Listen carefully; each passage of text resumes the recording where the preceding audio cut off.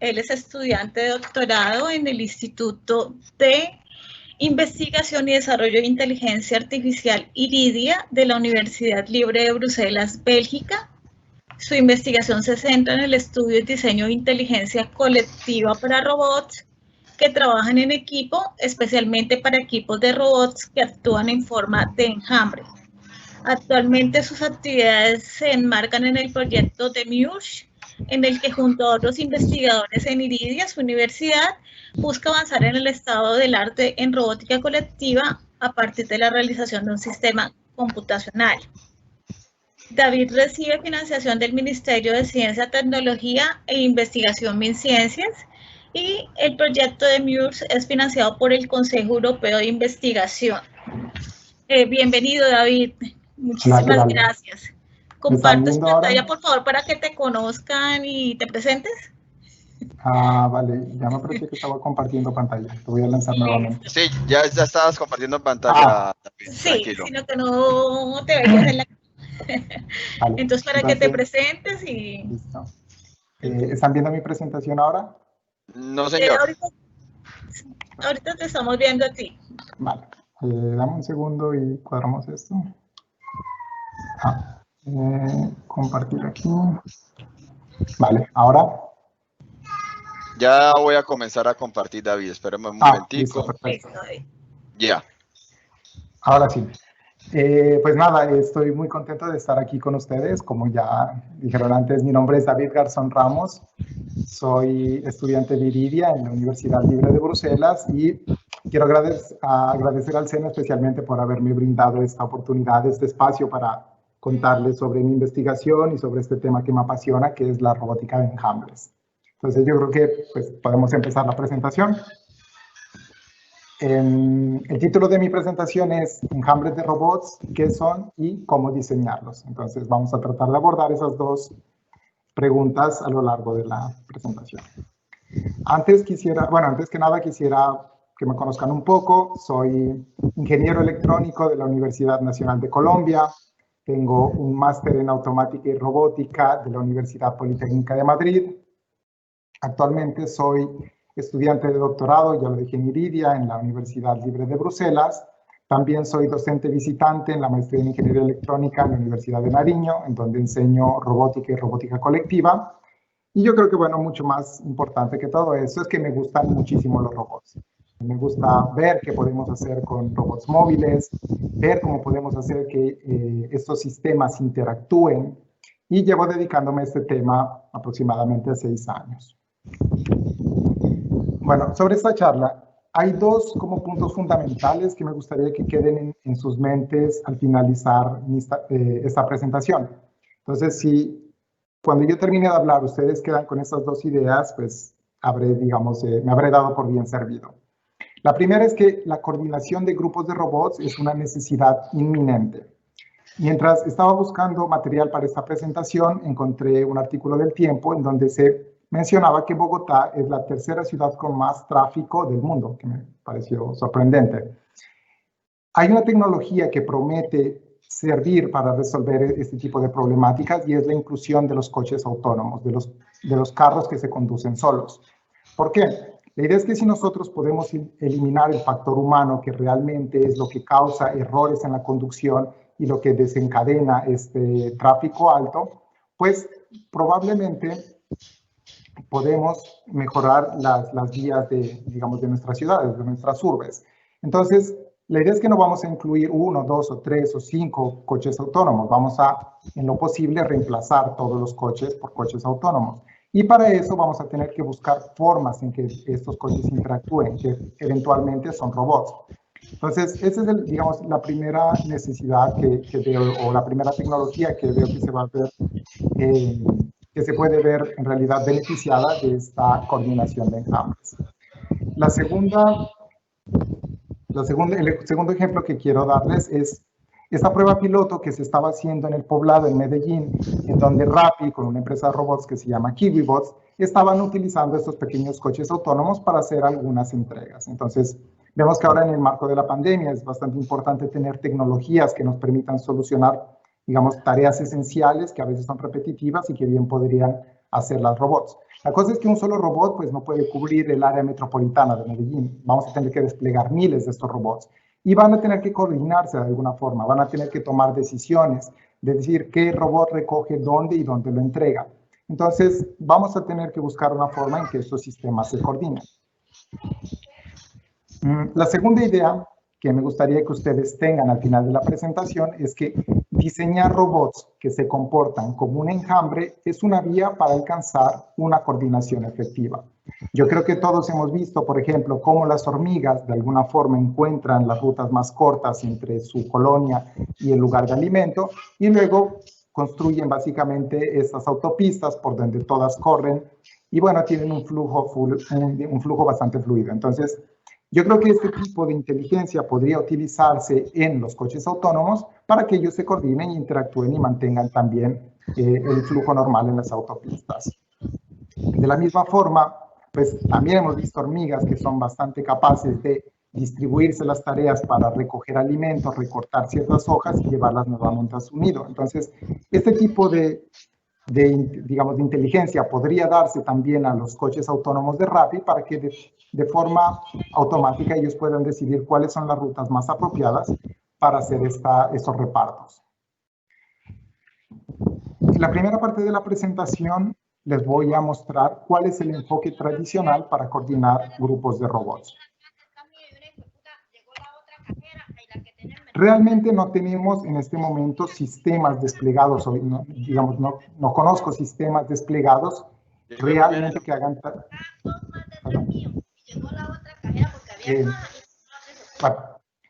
no tenemos sistemas desplegados en los que varios robots se coordinen para hacer una tarea real. Lo más cercano que tenemos son competencias de robótica. Y en particular voy a hablarles de Euroclone, que fue una competición de robótica de búsqueda y rescate en la que participé en el año 2015 en Italia. Esta es digamos, una captura de Google Earth, visto desde arriba, del sitio de la competición. El sitio de la competición simula un escenario de desastre. ¿Cuál era la idea, digamos, de la tarea? La idea era que desplegáramos un equipo de robots. Bueno, lo que estamos viendo aquí es una playa y un pequeño edificio donde tenemos que hacer la tarea. Entonces, la idea era que desplegáramos un equipo de robots aquí donde está la bandera roja.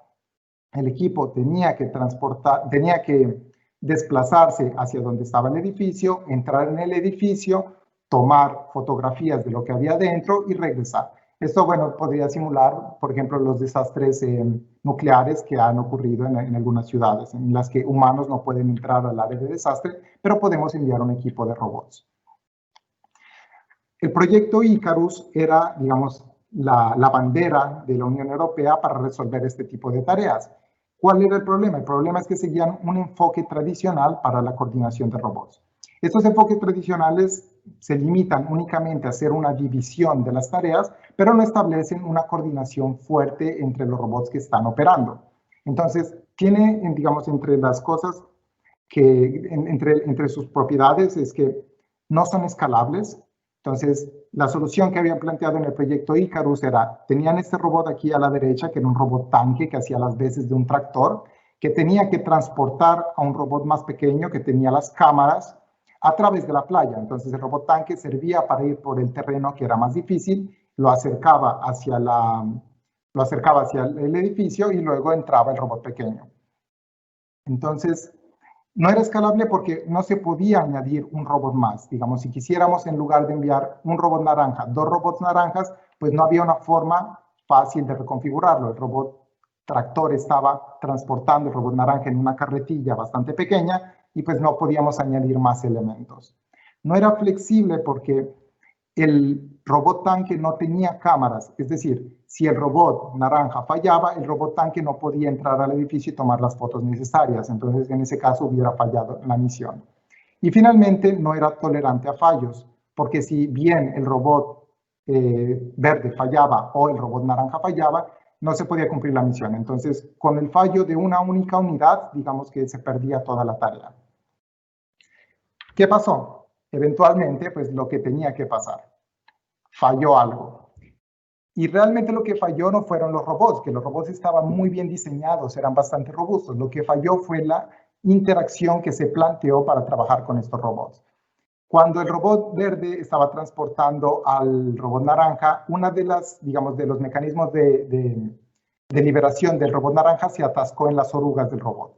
Entonces, al atascarse, el robot no podía moverse y bueno, pues digamos que no podían cumplir la tarea. La persona que estaba operando el robot naranja, lo único que podía hacer era tratar de acelerar el robot para ver si se desatascaba. Pero pues obviamente eso no era una buena idea, no tenía, digamos, más información de qué es lo que estaba pasando.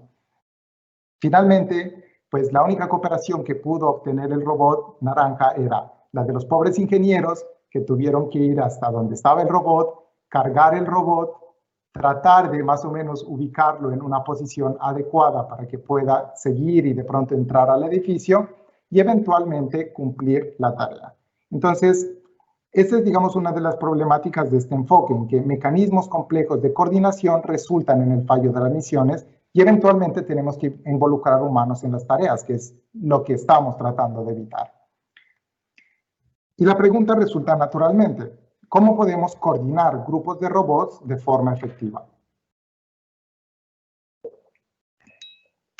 Bueno, para eso entramos a la segunda parte de mi presentación, que es cuando ya les empiezo a hablar sobre los enjambres de robots. ¿Cuál es la idea fundamental de estos sistemas? La idea es que podemos inspirarnos en la simplicidad de la inteligencia colectiva de animales sociales para crear grupos de robots inteligentes. Entonces, yo creo que todos hemos visto videos o lo hemos visto cuando salimos a un parque o al campo, cómo hormigas, digamos, se organizan y trabajan juntas para transportar objetos que son primero muchísimo más grandes y muchísimo más pesados que ellas. Son objetos que no podrían transportarse por una sola hormiga. Entonces, hay una demostración bastante curiosa que me gusta mucho de Dario Floreano en el FFL en Suiza, en el que ellos tienen estos pequeños robots que se llaman swarmbots. Estos robots tienen una particularidad y es que se pueden enganchar los unos a los otros. ¿Qué es lo que hicieron Dario Floreano y su equipo? Pues crearon un algoritmo en el que los robots podían más o menos identificar en qué parte de la línea o en qué parte de esta estructura tenían que engancharse y eventualmente podían tirar de la niña que estaba acostada en el suelo hacia el otro lado de la habitación. Entonces es bastante sorprendente porque en realidad los robots por sí mismos son bastante simples. Un solo robot no hubiera podido tirar de la niña, pero cuando se une, pues el equipo hace la fuerza y logran cumplir su tarea. Ahora vamos a tratar de definir qué es un enjambre de robots y qué es robótica de enjambres. Y para eso voy a empezar con algunos ejemplos y luego vamos a dar ya una definición más formal. Entonces, para empezar, vamos a hablar sobre lo que hay en la ciencia ficción, ¿no? El primer ejemplo que tengo es Spider-Man Far From Home, en el que los drones de Stark empiezan a perseguir a Spider-Man. Entonces, esta es, digamos, una de las visiones que se tiene normalmente sobre enjambres de robots, que son drones que están volando por ahí y que, bueno, al final, como es un número muy grande de drones, pues se asume que actúan como un enjambre. Tienen la capacidad de colaborar, entonces cuando un dron está tratando de atacar a Spider-Man por un lado, el otro dron pues no se va a interponer, sino que va a buscar otra forma de disparar. Entonces, esa es una de las ideas que normalmente se tienen en ciencia ficción. Ahora, hay una que me gusta muchísimo más a mí, que es la que está en la película Big Hero 6 de Walt Disney, que es esta idea de los microbots. Los microbots son robots pequeñitos, que lo estamos viendo ahí, que normalmente, bueno, se parecen a un tornillo. Por sí mismos parece que no pudieran hacer mucho, pero cuando ponemos miles y miles y miles de estos robots juntos y ellos se autoorganizan para formar estructuras, pues en realidad pueden hacer cosas asombrosas. Entonces, en este caso, bueno, están siendo controlados por este transmisor neural, que es un tema de robótica que no vamos a abordar aquí, pero lo que quiero que resalten es esta capacidad de perder forma, volver a digamos, ensamblarse, tomar, por ejemplo, la forma de una mano y reconfigurarse bien sea la necesidad que tiene, en este caso, el protagonista de la película. En la realidad, tenemos enjambres de robots y hacen cosas similares y bueno, vamos a ver que algunas sí están parecidas a la ciencia ficción y otras pues se alejan un poco. La primera aplicación real o el ejemplo real que quisiera mostrarles es la creación de forma, se llama morfogénesis. ¿Cuál es la idea? La idea es que podemos aprender de la forma en que animales sociales, como por ejemplo los cardúmenes de peces, se desplazan en su entorno y adoptan diferentes formas. Entonces aquí, por ejemplo, vemos que hacen una forma cónica. Si nosotros transmitimos este tipo de inteligencia a los enjambres de robots, vamos a tener cosas como el experimento realizado por Radhika Nagpal en la Universidad de Harvard, en donde utilizando robots pequeñitos que se llaman kilobots y reglas de interacción simples entre los robots, pueden hacer diferentes formas. Este es el robotito que se llama Kilobot, es bastante pequeñito. El ejemplo que el experimento de ellos es bastante interesante porque hicieron 1000 de estos robots. Hasta donde yo entiendo es el experimento más grande en robótica de enjambres. El robot es muy simple, lo único que puede hacer es moverse vibrando, básicamente, y detectar cuando tiene otro robot cerca. ¿Cómo surge la forma? Ellos ponen como un robot semilla y a partir de ese robot semilla, los demás robots empiezan a organizarse. Lo interesante es que los únicos robots que se mueven son los que están en el borde. Los otros robots que están dentro detectan que hay una densidad bastante alta y que no deben moverse aún. Entonces, son reglas bastante simples parecidas a las de los insectos. Y bueno, siguiendo este patrón, pueden hacer diferentes formas, como por ejemplo una estrella, pueden hacer por acá una llave de herramientas y la letra K. El segundo ejemplo es el de autoensamblado, que este se parece muchísimo más a lo que vemos en la película de Big Hero. ¿Cuál es la idea? La idea es que, por ejemplo, podemos inspirarnos en comportamientos también de las hormigas, en los que ellas utilizan su propio cuerpo para formar estructuras. Entonces, es bastante interesante porque cuando ellas encuentran un camino corto para, digamos, entre la comida y el nido, y ven que hay un pequeño espacio que pueden llenar con un puente, las hormigas construyen el puente. ¿Cómo lo construyen? Utilizando sus propios cuerpos. De forma espontánea, algunas hormigas deciden quedarse quietas y permitir el paso de otras hormigas por encima de ellas. Entonces, yo creo que este es el tipo de comportamientos que inspiran los experimentos, como los hechos también en el PFL en Suiza, en donde utilizan estos robots que se llaman roombots. Son robots modulares que de forma autónoma empiezan a conectarse y desconectarse para adoptar diferentes formas y para obtener diferentes funcionalidades. En este caso, pues en la primera parte del vídeo lo que vemos son algunos robots que se reconfiguran en forma de una silla.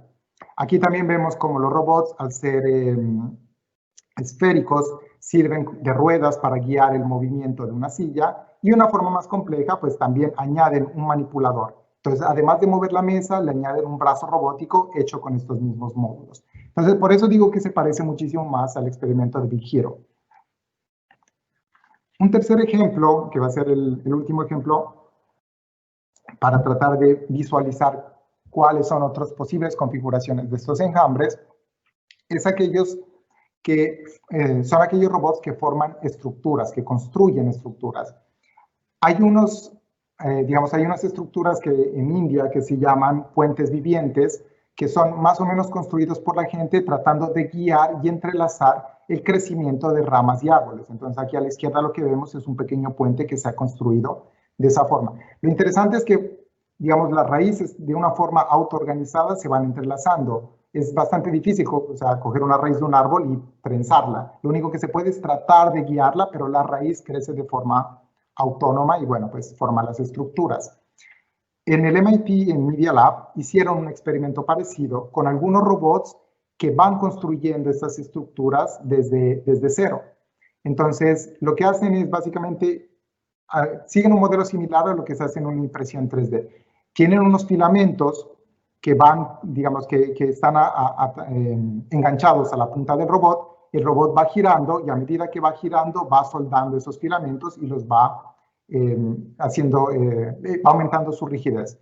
¿Cuál es el punto? El punto es que si nosotros podemos coordinar el movimiento de estos robots, podemos empezar a entrelazarlos como se hace en los árboles y probablemente puedan utilizarse para formar diferentes estructuras. Entonces, yo me imagino que, por ejemplo, este tipo de tecnología se podría utilizar para crear viviendas de forma rápida en situaciones de desastre. Imaginen que ustedes llegan con su enjambre de robots constructores, tiran 100 robots al piso y los robots empiezan a crecer y a entrelazarse para formar una casa o un albergue. Entonces, esa es como una de las cosas interesantes de la robótica de enjambres. Estos robots no están controlados por un computador central, sino que reaccionan ante los estímulos de otros robots cercanos y por eso se van entrelazando. Bueno, ahora yo creo que ya podemos entrar a definir lo que es enjambre de robots y lo que es robótica de enjambres. Entonces, un enjambre de robots va a ser simplemente un grupo de robots que exhibe inteligencia colectiva propia de los enjambres, o lo que observamos en animales sociales. Algo que quisiera recalcar aquí es que no está ligado a la tarea o a la morfología del robot. No solo son drones volando. Como les mostré antes, tenemos robots de muchísimas características, con patas, robots que son circulares, modulares. Entonces, no importa qué es lo que están haciendo ni cómo se ven, simplemente si tienen una inteligencia colectiva de enjambre, podemos decir que es un enjambre de robots. Y la robótica de enjambres pues, va a ser la disciplina que estudia el diseño de enjambres de robots. Es un área de trabajo reciente que aproximadamente tiene 20 años desde que se ha empezado a investigar de forma formal y por ahora está limitada al trabajo en el laboratorio. Como les dije antes, todavía no tenemos enjambres desplegados haciendo cosas, pero bueno, estamos trabajando para llegar a ese punto. Ya que definimos lo que es un enjambre y lo que es la robótica de enjambres, pues vamos a tratar de caracterizar estos sistemas. Los enjambres son sistemas que en lo posible, y aquí hago entre paréntesis, en lo posible porque pues, digamos, estamos en un proceso de investigación y tratamos de hacer lo más cercano a lo que hacen los animales sociales, pero a veces tenemos que tomar algunos atajos. Estos sistemas operan sin control centralizado o infraestructura externa. No hay un computador que le dice, en este caso, por ejemplo, a cada kilobot dónde tiene que posicionarse, de la misma forma que no hay ningún ente que le diga a cada hormiga por dónde tiene que ir o cómo tiene que moverse. Esto nace únicamente del trabajo colectivo. La segunda característica es que la inteligencia colectiva, o esto que nosotros entendemos como inteligencia colectiva, emerge de la interacción local entre individuos y su entorno. ¿Qué quiere decir esto? Que individuos que no están cerca, pues no van a establecer ningún tipo de inteligencia. Aquí tenemos en la izquierda un ejemplo, por ejemplo, de dos hormigas, están con círculos rojos que están alejadas, están suficientemente alejadas para que no haya interacción, en este caso no hay una inteligencia. Las hormigas que están resaltadas con un círculo amarillo están en proximidad y en realidad ellas son las que se coordinan para buscar la mejor forma de tirar o de empujar el alimento. Entonces, aquí es donde nace esta inteligencia. Únicamente por ver cómo estas hormigas interactúan, sabemos que crea esta inteligencia de enjambres. Lo mismo pasa con los robots. Tenemos 2 kilobots que ni siquiera se enteran, el uno y el otro, que existen, pero los que están en proximidad con círculos amarillos sí que van a establecer un comportamiento de enjambre. Estas características son bastante importantes porque traen estos sistemas unas propiedades deseables, sobre todo en la coordinación de grupos de robots. ¿Cuáles son estas propiedades? La escalabilidad, la flexibilidad y la tolerancia a fallos. La escalabilidad podemos definirla como la propiedad del enjambre para que se puedan añadir o remover unidades sin que se afecte el funcionamiento completo del sistema. En el ejemplo que les di antes en Neuratlon, si nosotros quitábamos el robot naranja, se perdía todo. En los enjambres que les he mostrado ahora, si quitamos una unidad, en realidad no pasa mucho. O si añadimos unas 3 o 4 kilobots al enjambre de 1000, pues básicamente no vamos a cambiar nada. La flexibilidad se nota por la capacidad de reconfigurarse. Podemos decir que los enjambres pueden adoptar diferentes formas sin que tengamos que cambiar fundamentalmente la morfología de los robots. Eso es bastante importante. Finalmente, la tolerancia a fallos. Ya que vamos a operar con varias unidades, si una falla, no pasa nada, entonces tenemos redundancia. Y el segundo punto es que no tenemos punto único de fallo. No hay un computador que tenga que decirle a cada robot, entonces eliminamos ese riesgo de que el computador que debe coordinar todos los robots falle. Este es un experimento hecho en Zúrich, en Suiza, en el que crean este robot modular, que es un dron pequeñito. Por sí solo no puede volar, porque su configuración no se lo permite. Sin embargo, cuando varios de estos módulos, cuando varios de estos drones pequeñitos se unen, sí que pueden mover, volar y desplazarse. Entonces vemos que son escalables porque se pueden añadir diferentes unidades, son flexibles porque se pueden reconfigurar en diferentes formas y son tolerantes a fallos porque sí, durante el vuelo uno de los rotores falla, probablemente los demás rotores pueden compensar y la tarea no se tiene que perder. Ahora, la pregunta que siempre llega a la robótica de enjambres, ¿Importa el tamaño? O en otras palabras, si tenemos muchos robots, ¿tenemos un enjambre? Entonces, para responder eso, yo creo que vamos a echar un vistazo antes a lo que normalmente se piensa con robótica de enjambres o un despliegue real, que son estas exhibiciones que se hacen con drones voladores que ponen como lucecitas. Creo que hicieron alguna en los Olímpicos de 2016 y en particular esta es la celebración de los 50 años de Intel. Intel desplegó 2018 drones para hacer este juego de luces. Ahora, la pregunta fundamental ¿es esto un enjambre de robots? Bueno, pues no son enjambres. Vamos a ver por qué. Estos son grupos de robots que han sido preprogramados, en donde necesitan un control externo para coordinarse, necesitan GPS para saber dónde se están posicionando, y en este caso sí que hay un computador que les está diciendo dónde tienen que ponerse. La segunda característica es que estas exhibiciones con drones voladores estos robots no interactúan entre ellos, entonces no existe una inteligencia colectiva. En realidad, un robot ni siquiera sabe que está junto a otro robot. Finalmente, la asignación predefinida de roles y tareas hace que no sean robustos. Si los drones que tenían que formar la letra L fallan y se caen, pues no van a venir drones de la letra E a tratar de suplir esa tarea. Entonces, aquí no vemos una realidad, esta inteligencia de enjambre, sino no solo porque haya muchos robots, podemos decir que es un enjambre. Entonces, finalmente podemos decir que no, que el tamaño no importa. Lo importante son las características y propiedades del enjambre, pero no el número de robots. Un enjambre va a tener tantos robots se necesiten para que una inteligencia de enjambre emerja. Entonces aquí tenemos un ejemplo de los robots con los que yo trabajo, que se llaman epochs, y a pesar de que pueden ser 3 o 4, si se coordinan, si muestran estas interacciones locales, pues podemos decir que sí es un enjambre. Bueno, ahora vamos a pasar a la tercera parte de la presentación, que está orientada a tratar de describir un poco cómo se pueden construir estos sistemas. ¿Cómo se pueden construir estos sistemas? Bueno, sobre el diseño de enjambre podemos decir que es la programación de un grupo de robots para que ejecuten una tarea específica empleando inteligencia de enjambres. ¿Cuál es el problema? El problema es que no existe una metodología para diseñar esta inteligencia de enjambres. No es posible saber cuál es el programa adecuado que tenemos que poner en un robot para que cuando pongamos muchos de ellos emerja la inteligencia. Entonces, esta es como la parte más desafiante de este trabajo. Y tradicionalmente esta problemática se ha resuelto mediante el diseño manual por ensayo y error. Entonces, realmente, ¿cuál es el problema del diseño de los enjambres? La idea es que el problema es que nosotros vemos esta inteligencia a nivel global. Únicamente podemos definir el comportamiento del enjambre cuando hay suficientes individuos y cuando podemos percibir esta idea de trabajo colectivo.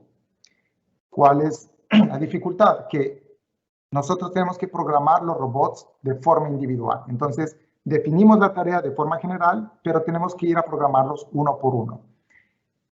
Realmente todo esto se puede traducir en que no sabemos cómo programar el individuo para que la inteligencia de enjambre emerja. Entonces, esto pone una limitación bastante grande. ¿Por qué? Porque en el diseño manual por ensayo y error, lo único que podemos hacer es diseñar un programa, construir un algoritmo, ponerlo en un robot, ponerlo en varios robots, probar que más o menos funciona, desplegar el enjambre y ver si la inteligencia emerge.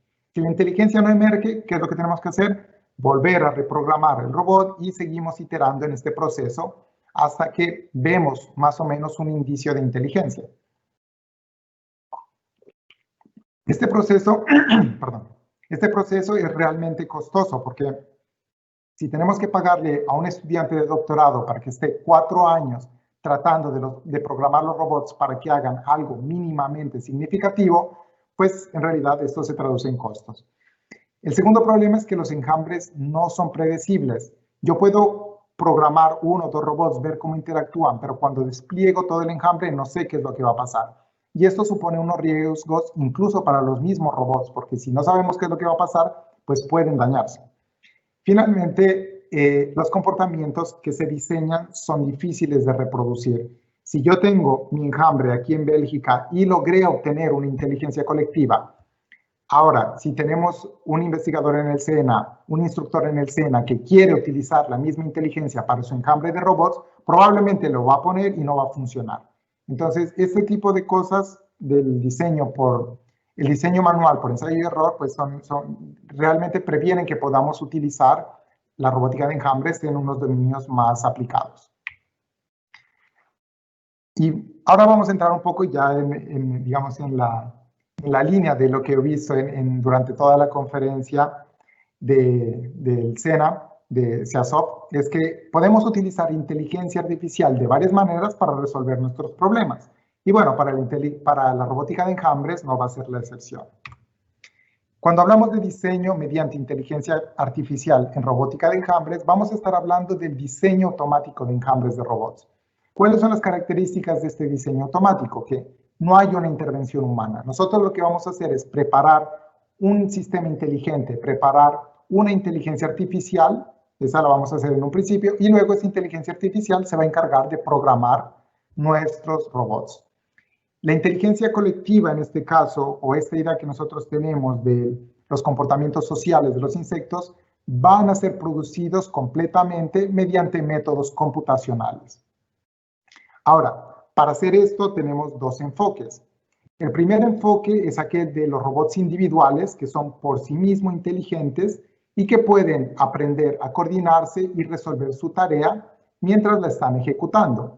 Entonces, eso es bastante cercano a lo que conocemos como aprendizaje por refuerzo. El segundo enfoque, que es en el que yo me especializo y en el que yo trabajo, es aquel de crear una inteligencia artificial tercera que diseñe la inteligencia colectiva de los robots a partir de un gran número de simulaciones. En este caso, digamos, lo que estamos haciendo es revertir el problema.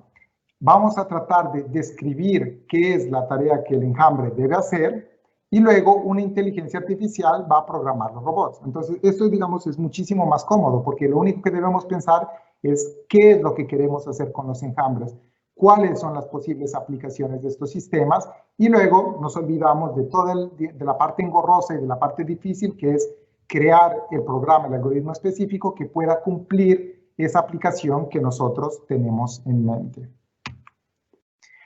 El primer ejemplo que les voy a mostrar de este diseño automático, de este diseño por inteligencia artificial, es aquel del aprendizaje por refuerzo. Este es un experimento hecho por el grupo de Sabine Howard en la Universidad de Bristol, en Reino Unido, en donde utilizan robots que se llaman Xbox para desarrollar una tarea bastante simple. ¿Cuál es la tarea? La tarea es que tienen un escenario con un disco azul, un frisbee azul en el centro. Los robots tienen que empujarlo hacia los costados. Eso es lo único que deben hacer. Es una tarea bastante simple. ¿Cuál es el reto? El reto es que cada robot debe aprender qué es lo que debe hacer mientras hace la tarea y debe mejorar su control de forma paulatina. Entonces, también tienen que aprender a cooperar, que eso es una cosa bastante interesante. Cada uno está aprendiendo de forma individual. Van a haber algunos robots que sí aprendan a hacer la tarea, otros que no. Van a haber algunos robots que aprendan a cooperar y otros que no lo van a hacer. Por ejemplo, en este caso, han aprendido que deben empujar el frisbee, pero no han aprendido que deben cooperar. Y al final lo que hacen es atascarse. Hasta que, básicamente, de alguna forma, uno encuentra la solución del problema y empieza a empujar el frisbee. ¿Cómo sigue este proceso? Los robots siguen, digamos, a partir de varios ejemplos y de varias pruebas, aprendiendo poco a poco qué es lo que deben hacer, cómo deben interactuar entre ellos y cuál es la mejor forma para resolver la tarea. Eventualmente, lo que encontramos es que en las iteraciones más avanzadas del experimento, pues ya se vuelven un poco más eficientes y casi que sacan el disco apenas lo encuentran. Como les dije antes, la particularidad de este experimento es que cada uno aprende de forma independiente, entonces no se puede asegurar que todos los robots trabajen en equipo, solo algunos de ellos probablemente lo va a hacer. Ahora, el segundo experimento, es directamente tomado de mi investigación, que es el diseño mediante simulaciones. En este caso tenemos una, digamos, abstracción de la tarea de recoger alimento en un enjambre de hormigas. Hay dos fuentes de alimento, que son un alimento nutritivo, que está marcado por color azul, y tenemos un alimento venenoso, que está marcado por color verde. Los robots tienen un nido y deben llevar ese alimento al nido, que es el que está marcado aquí con una franja blanca y resaltada con color rojo. ¿Cuál es la idea? La idea es que solo recojan alimento nutritivo, que eviten las zonas de alimento venenoso, porque no quieren llevar alimento venenoso al nido, y bueno, que todo esto sea producido mediante una inteligencia artificial. Entonces, en el trabajo que nosotros hacemos, hemos creado este tipo de inteligencia artificial que primero corre muchísimas simulaciones como las que estamos viendo a la izquierda. Entonces, trata diferentes tipos de controles, diferentes tipos de programas para los robots, hasta que encuentra uno satisfactorio, digamos que es suficientemente bueno, en el que, si bien los robots no son tan eficientes y, digamos, no van y vuelven para recoger el alimento, están por lo menos evitando la zona verde, que es aquella que tiene el alimento venenoso. Otra particularidad, que es una cosa que no esperábamos realmente y que la inteligencia artificial encontró, fue que es importante reducir el tráfico en la zona de alimento, porque si hay muchos robots que se aglomeran, no se van a poder mover y no va a ser eficiente la tarea. Entonces, lo que empieza a pasar es que los robots se empiezan a quedar en el nido y de esa forma reducen el tráfico en la parte superior, que está un poquito más cerrada. Y bueno, cuando nosotros pasamos este programa hecho por la inteligencia artificial directamente a los robots, sin que haya una intervención humana, sin que tengamos que cambiar nada, sin que haya una sintonización de nada, pues los robots se comportan de forma más o menos similar. Entonces, eso es realmente importante y es realmente innovador, porque podemos decir que sin tener que tocar nada, nosotros podemos pasar los programas, la inteligencia que está creando esta inteligencia artificial a los robots y ellos van a cumplir su tarea de forma similar. Ahora, ¿cómo se puede aplicar esto realmente en un trabajo práctico? ¿O cómo esto podría afectar, digamos, un modelo de negocio? Y esa es nuestra visión en Iridia. Para esto voy a utilizar el cómic diseñado por el director de mi tesis, Mauro Viratari, para explicar un poco este trabajo que hacemos en robótica de enjambres y en el diseño automático. Entonces, el título del cómic es Fiorella y su negocio de robots jardineros. Aquí vemos a la izquierda a Fiorella. Fiorella es una estudiante de doctorado que, bueno, después de trabajar 4 años, dijo que ya no le gusta la academia y quiere en realidad pasarse a la parte industrial. Como ella estuvo trabajando en robótica de enjambres, lo que hizo fue construir su propio enjambre de robots y dijo, voy a montar mi negocio de robots jardineros. Entonces, a sus enjambres les dio herramientas para poder cosechar manzanas, para poder cosechar duraznos, para poder cosechar cerezas. También les puso regaderas para que puedan regar las plantas y también les dio la idea de que pueden tratar de perseguir o sellar los huecos que está dejando un topo que molesta en los jardines. ¿Cuál es la idea del negocio? La idea es que cualquier usuario pueda conectarse al sitio web de Fiorella, diseñar en el sitio web la forma de su jardín, porque habrá gente que tiene jardines pequeñitos donde solo cabe un árbol, pero pues habrá gente que tenga jardines con 3, 5, 7, 10 árboles.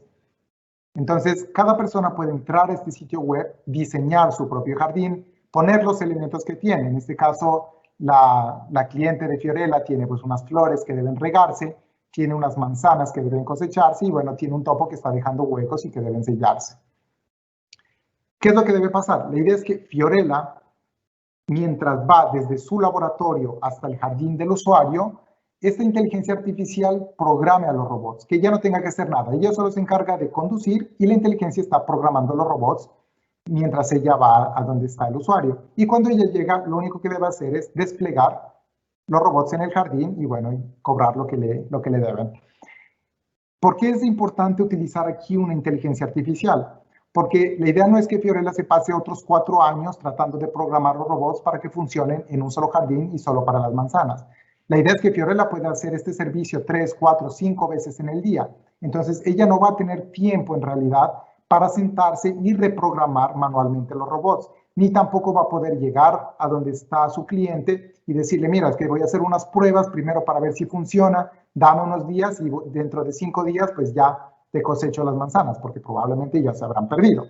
Entonces, por eso es bastante importante eliminar este trabajo manual y reemplazarlo por una inteligencia artificial y por un método de diseño automático. El proyecto de Muse, del que hablaba la persona que me presentó al principio de mi charla. En este proyecto nosotros trabajamos para construir esa inteligencia artificial. Nuestro objetivo es crear un sistema que diseñe comportamientos colectivos para enjambres de robots de forma automática, que no tenga que haber un programador o un experto que se siente a hacerlo.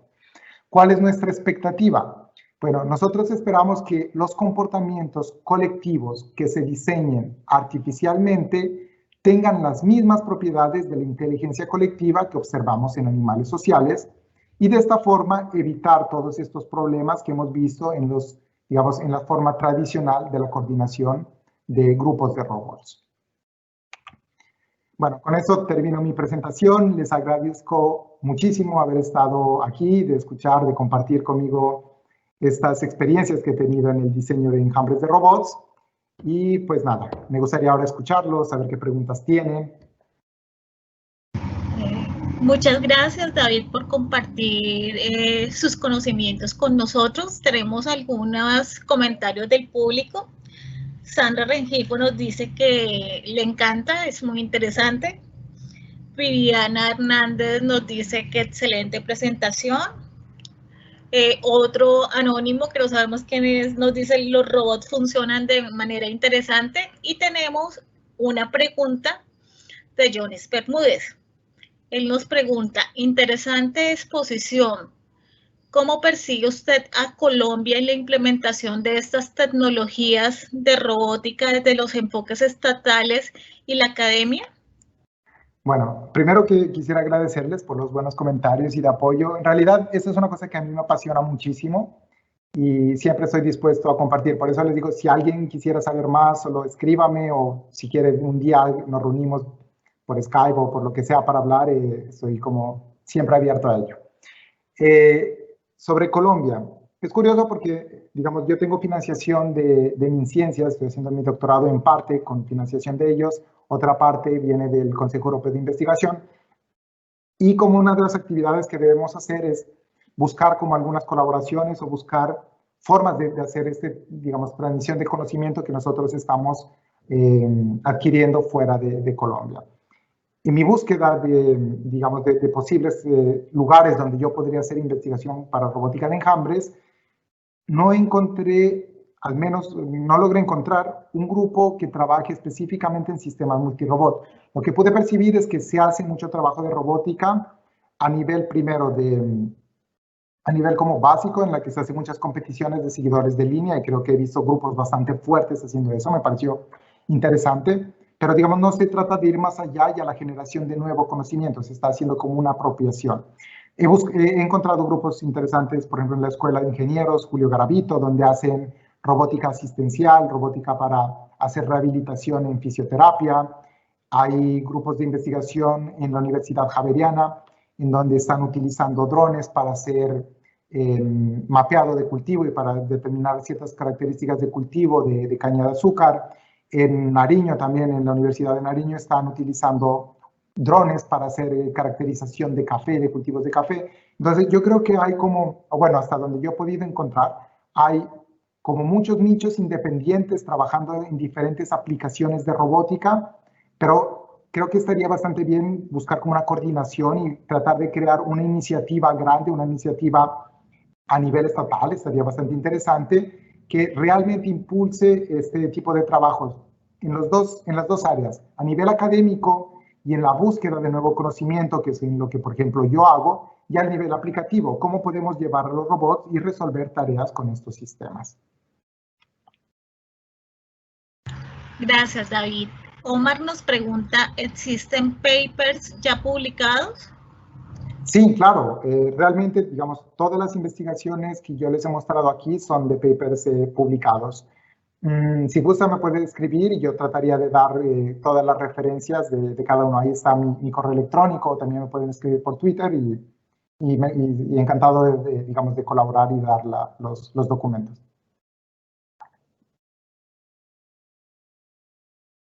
en el chat les compartiremos los datos de contacto de David. Inclusive él ahí en la presentación, él tiene su correo para que por favor le puedan escribir y hacerle sus preguntas o sus consultas con respecto al tema. David, muchísimas gracias, por tus conocimientos, por estar con nosotros este día. Espero que regreses pronto a Colombia y que estés muy bien allá en Bélgica. Claro que sí. Muchas gracias. Si no, pues buscaríamos colaborar con el SENA. Cuídense mucho. Gracias. Bueno, hasta luego. Gracias. Hasta luego. Bueno, de esta forma damos por terminada la sesión de la mañana del tercer día del Congreso de Electrónica, Automatización y Software. Gracias a todos por acompañarnos y los esperamos a las 2 de la tarde para continuar con la agenda programada.